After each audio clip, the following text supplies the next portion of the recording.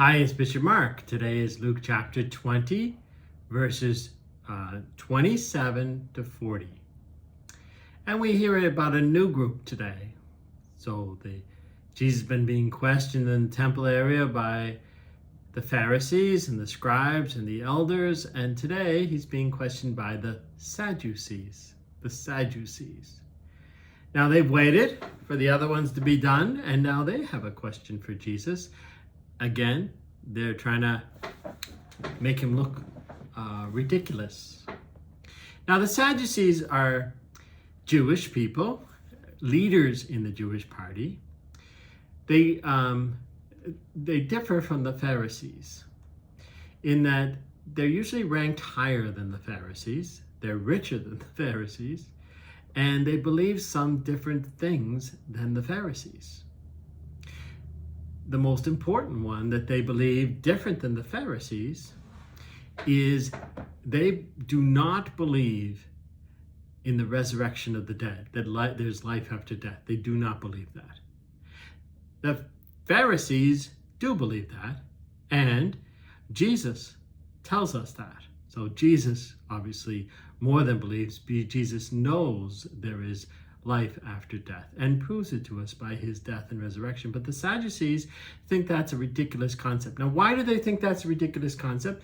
Because unlike the Pharisees, who look at every little letter of the law, not just in the first 5 books, which is called the Torah, but in all the prophets and all the rabbis' commentaries, since the Pharisees believe in all the minutiae of the law.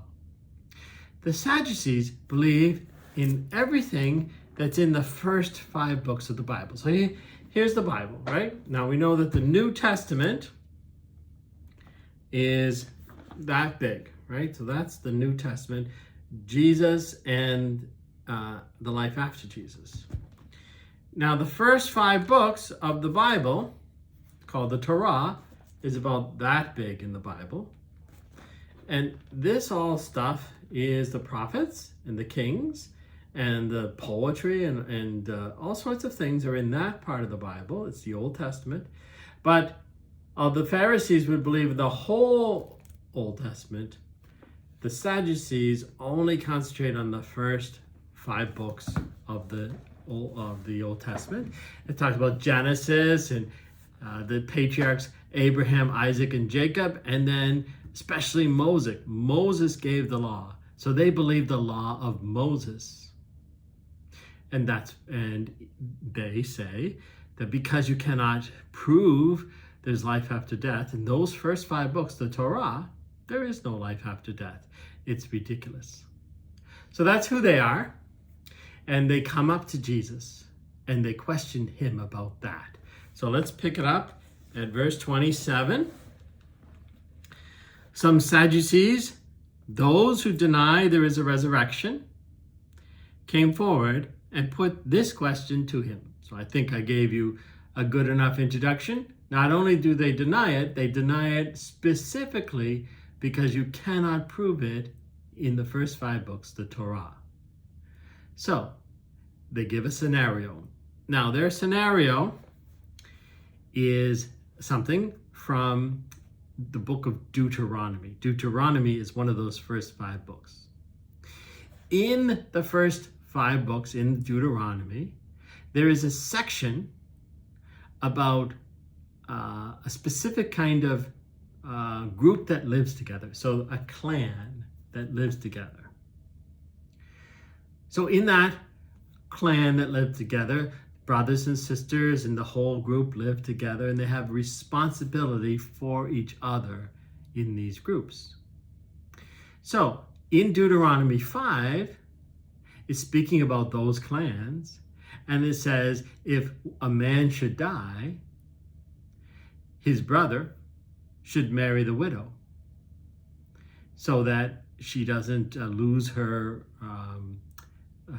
things, and so that you can raise a son in honor of the deceased brother, or a daughter, an heir, based upon it's the same family. So it's just a kind of a thing that's in Deuteronomy, but they believe so much in that, the Sadducees, that they give a ridiculous scenario based upon that law, and what they're trying to do is show Jesus how ridiculous believing in resurrection, believing in life after death is. You ready for it? Here it is.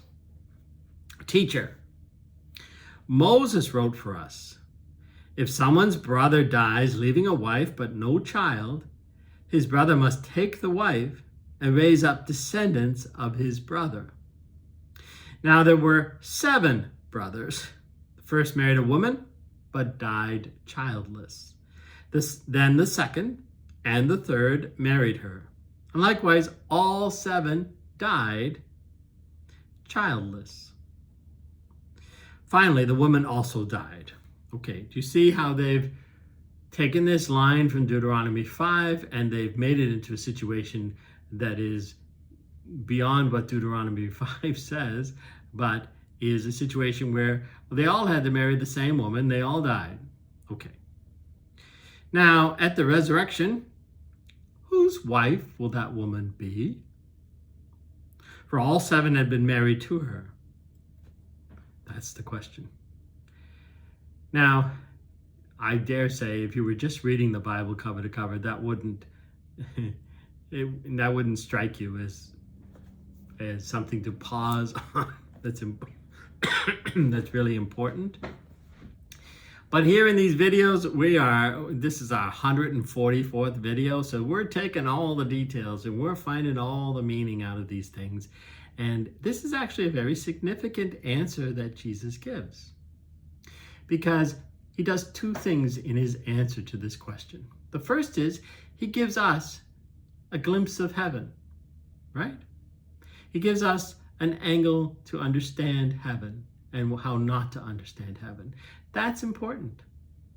The second thing he does is he shows us how beautiful and clever Jesus is, because he answers them based upon the Torah. This is a question designed to say, you cannot answer this question with just using the first 5 books. And therefore, it's a ridiculous thing to believe in the resurrection of the dead. But they're daring him to try to answer through the first 5 books. And he does that. Okay, let's concentrate on the first part of his answer. Jesus said to them, the children of this age marry and are given in marriage. But those who are deemed worthy to attain to the coming age and to the resurrection of the dead neither marry nor are given in marriage. They can no longer die, for they are like angels, and they are the children of God, because they are the ones who will rise.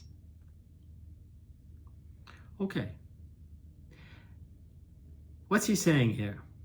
If you read it again, you'll see he's saying that you can't think of heaven, life after death, in this kind of way, this argumentative way, as if the rules in life after death are the same rules that are on earth. Now, theologically, like from our religion brain, the biggest difference between life after death and life on earth is time. We're all subject to time here. I'm timing this video and I'm going a little long. Everything's subject to time, but in heaven there is no time. So the first answer is you can't think about this in heaven. We're different people in heaven. We're like the angels. We're free from time. So that's the first answer. You can't think of heaven like you're thinking of it, like it's just an extension of life on earth. That's an important thing from Jesus. Now, the second way he answers is right through Deuteronomy, through the Torah. He says, they can no longer die, for they are like angels, and they are the children of God, because they are the ones who will rise. That the dead will rise, even Moses, so he's talking about Moses, he's in the Torah, even Moses made known in the passage about the bush when he called, the passage about the bush. In the Old Testament, Moses first encounters God because he walks by a bush and the bush is burning, but it's not being consumed by the fire. And he approaches the bush and God's voice comes out of the bush. So Jesus says, in the passage about the bush, when he's talking to God, when he called Lord, the God of Abraham, the God of Isaac, and the God of Jacob. And he is not God of the dead, but of the living. For to him all are alive. So Jesus takes up their argument. He takes a passage from their Torah, and he says, Moses, the one you are following so closely, he called God the God of Abraham, the God of Isaac, and the God of Jacob. So they must be still alive if God is still the God of them. For God is the God of the living, not of the dead. So, first he talked about life after death. Second, he talked right to them with their own kind of argument about what Moses called God. Some of the scribes said in reply, Teacher, you have answered well. And they no longer dare to ask him anything. Okay, not a very prominent passage, but an interesting passage for us. We see Jesus still answering questions, but we see an insight into heaven, and we see how clever Jesus was to answer the Sadducees.